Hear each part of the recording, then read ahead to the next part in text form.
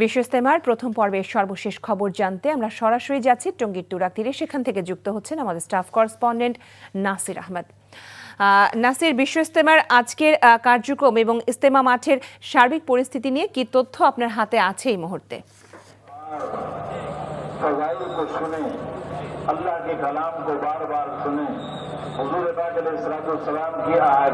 লোপা, তাবলিগ জামাতের বিশ্ব ইজতেমার প্রথম পর্বের প্রথম ধাপ আজকে শুরু হয়েছে।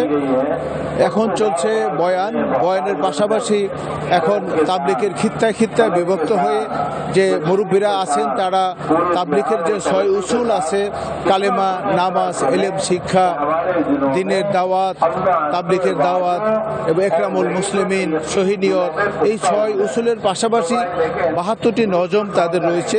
এই নজম যমুনা রাইস কুকারে আছে 3-in-1 function. Jamuna rice cooker, smart রান্নায় আধুনিক জীবন। তালিম করা হচ্ছে এবং তাশকিলের মাধ্যমে যারা নতুন এখানে তাবলিগে যোগদান করেছেন তাদেরকে শিক্ষা দেওয়া হচ্ছে।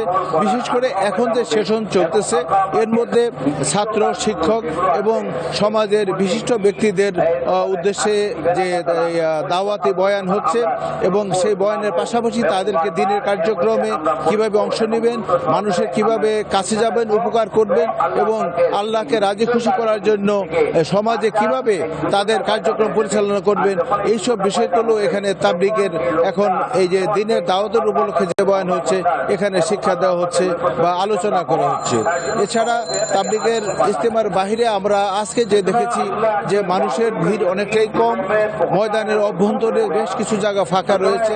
এখানে মুসল্লিরা আজকে অনেকটা আয়েশ করেই তারা তাবলিগের কার্যক্রম তারা চালিয়ে যেতে পারছেন এবং এই মুসল্লিদের নিরাপত্তার জন্য কঠোর ব্যবস্থা নেওয়া হয়েছে। যমুনা রাইস কুকারে আছে 3-in-1 function. Jamuna rice cooker, smart রান্নায় আধুনিক জীবন।